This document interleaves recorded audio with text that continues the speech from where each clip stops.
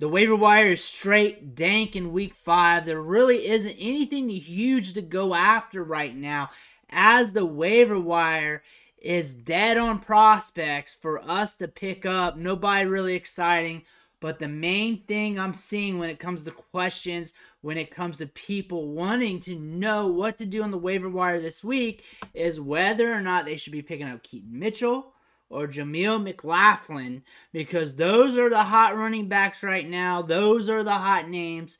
So today we're going to go over both of them together. I already did separate videos on both these running backs, but let's compare the specs together, and then you make your decision from there. But before we do this deep dive, make sure you hit that subscribe button right now, because you can't keep missing out on these videos when we cover these prospects on the waiver wire, help you set your lineups and everything else. It's going to help you win those trades, and it's going to help you win your league. But let's dig into this. Let's look at these two running backs. First off, Javonte Williams is missing practice, not out there.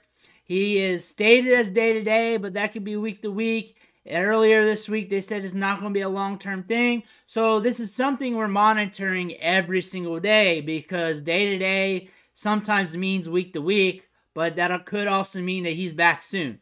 So you're going to have to watch him a good bit to see what's going on with him. But right now, looks like he's missing practices. Looks like the odds of him being out, at least for the short term, are pretty good, but we don't know, so we gotta watch the news on that.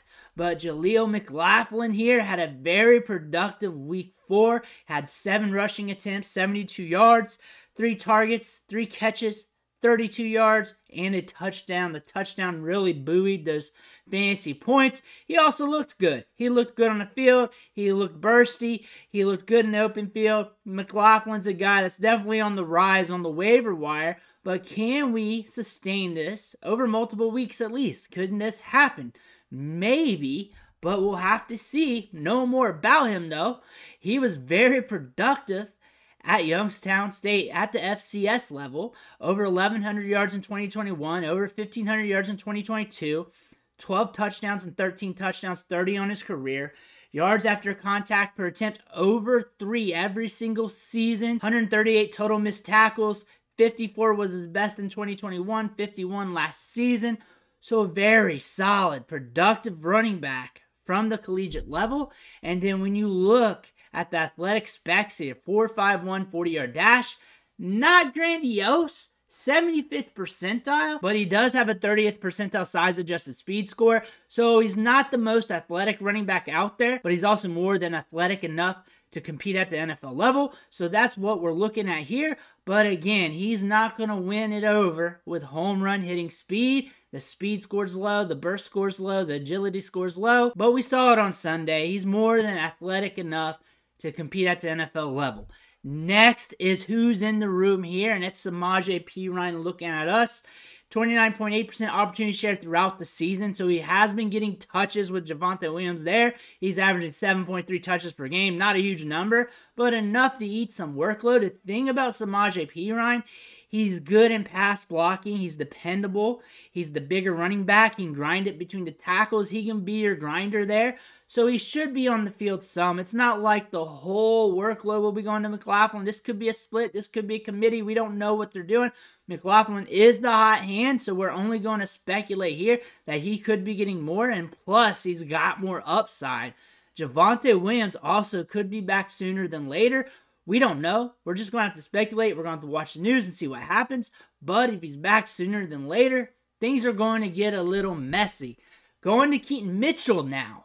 5'8", 191 pounds is what he's listed at, age 21, undrafted free agent, and he is back to practicing. He's going to be back this week or soon. We'll get official news here soon, but he's going to be back. He's going to be back. He's back from IR. Let's just say that. He's practicing. Things are looking good. Looks like he's ready to go. He hasn't played it down yet this season or on his career as he's a rookie, but back at East Carolina, G5 level in college ball. 1,400 yards last year, 14 touchdowns. 2021, 1,100 yards, 9 touchdowns. 3.6 yards after contact per attempt every single year except for his freshman year in 2020. And he has been solid creating missed tackles, 75 last year, 134 on his career as well. And he has 95 rushing attempts of over 10 plus yards. So he also has solid college production. They almost mimic each other in college production. McLaughlin's at the FCS level. Mitchell's at the FBS level, playing in the group of 5 section. But still, both running backs got production.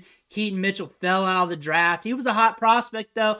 A lot of people were wondering if he was going to get drafted due to some of his specs. People were wondering if he was going to be a 7th or 6th rounder. This was a deep running back class, so we saw some running backs fall out of the draft or fall a little bit later than what we thought, mainly because there was a lot of supply of running backs and there wasn't that much demand. So anything that was chipped in the armor really caused any of those running backs to fall in the draft. Keaton Mitchell, his size, G5 player, but we have some good specs to his name.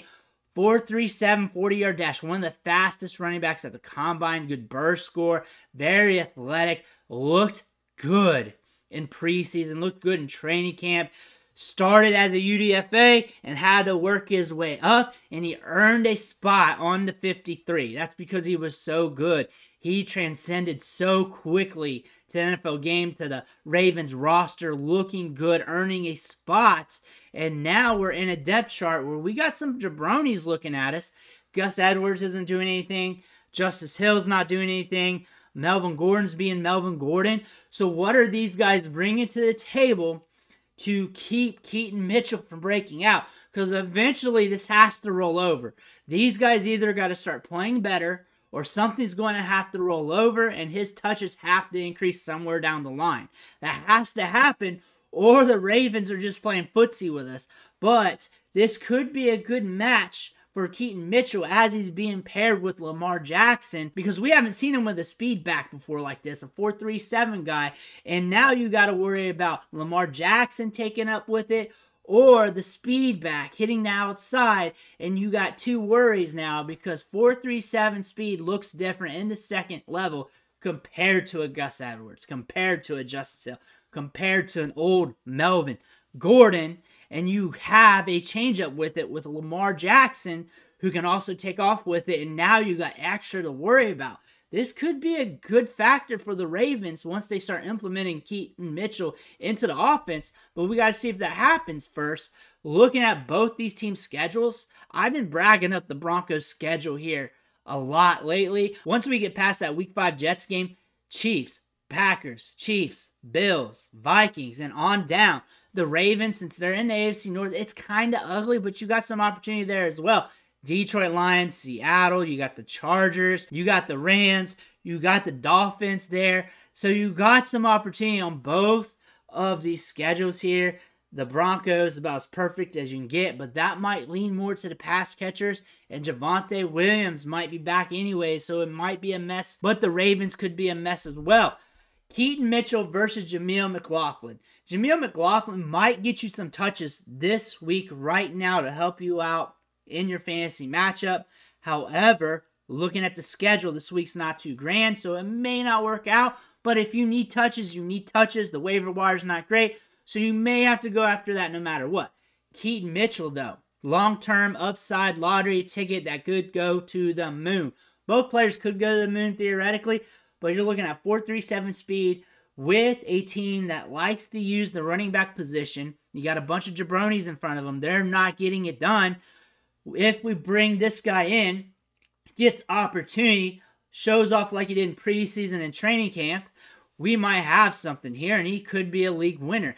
That's what we're looking at with Keaton Mitchell. What we're looking at here with Jameel McLaughlin is a guy to get us over for the next week or two, and if he hits, he could hit somewhat, but you can't really trust the Broncos offense either. If it was up to me, I'm going to be leaning with Keaton Mitchell because I'd rather hit the home run and try to win the league here, and Mitchell could possibly do that. I don't care about this week. I don't care about scraping by with fantasy points from a week-to-week basis. I see upside with McLaughlin too. I could see how he could get it done for the short term. I just think the odds of being a bigger home run threat goes with Keaton Mitchell, and I'm willing to swing for the fences and miss just so I can turn and burn it. But if I hit this one, it's going to help me win my league, because if Keaton Mitchell hits, he's going to hit big. If he's getting a lot of touches, the offense is moving, he's going to hit big, and he has potential for that.